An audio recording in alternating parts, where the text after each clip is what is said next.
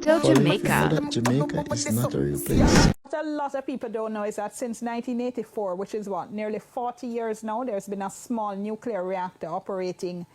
Wow, that is a surprise. I definitely did not know that one. How many people knew that there was a nuclear reactor at UA? Drop in the comments and let me know. Alright? How is everyone doing today? Alright, so we have a few topics to talk about. So in the first segment, we're gonna talk about the teachers them where decide so them gonna strike today, alright? Jamaica Teacher Association urges teachers to strike. President of the Teachers Association, Lasandra Harrison, has called on the nation's educators to take industrial action today, May 25th, and tomorrow, May 26th. Teachers are an important part of society. You cannot have any society without teachers. Here's why. The teachers are the ones who prepare the next generation, right? So if you do not have anyone preparing the youths or guiding the youths, you will have anarchy, and that society won't be a very nice society. Going on a break, stay tuned. Oh, you mean they had Norman Manley prosecute Garvey? Norman Manley was always a British monarch, body kisser. Those are some very strong words, and if you want to hear more, check out my last video. So now we're going to continue the video on nuclear reactors in Jamaica. What a lot of people don't know is that since 1984, which is what, nearly 40 years now, there's been a small nuclear reactor operating at the center, at the Mona campus of the university. As simply as you can, Professor, can you tell us how does it work? Well, it's like all reactors. It's fueled with uranium-235. The beauty of this reactor is that it's been engineered to be inherently safe. That means there's just about anything that we do cannot cause this reactor to go into a state of out of control. So it's operated perfectly for the last almost 40 years. I have been there for 30 of them.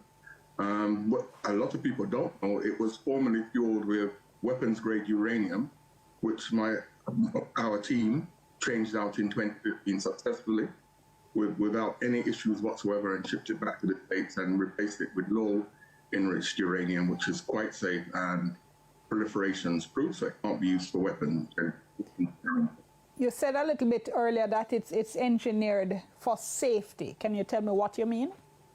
Okay, so unlike, you've heard of the so-called chain reaction. This is how reactors generate energy and so on.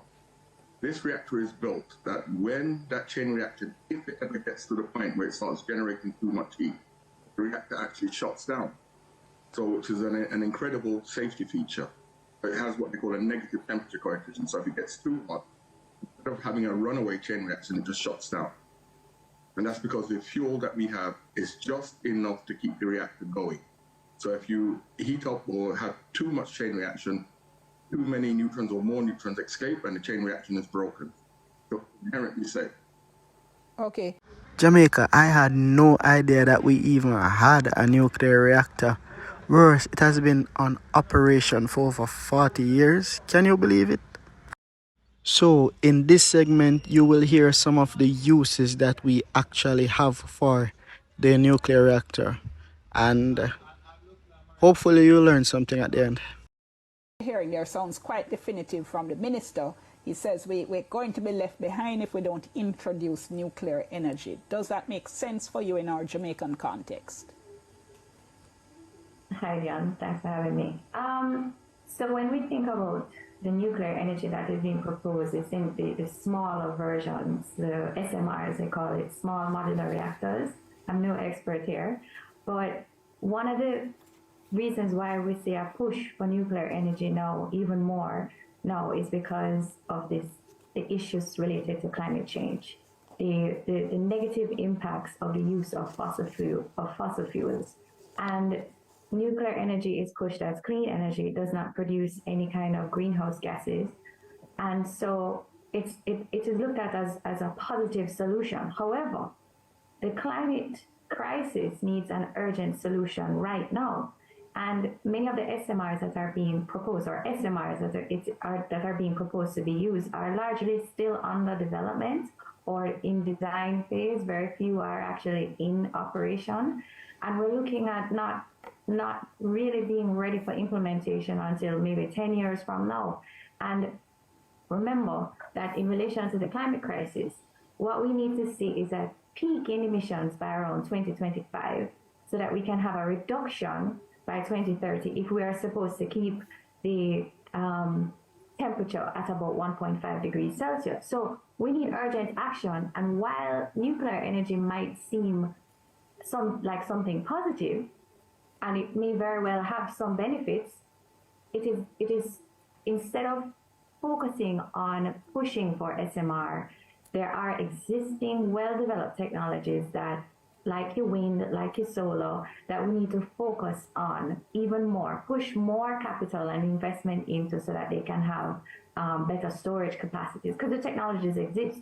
The other concern that I have is that, as you mentioned, nuclear waste. We're a small country in comparison to some of these larger countries that have nuclear facilities.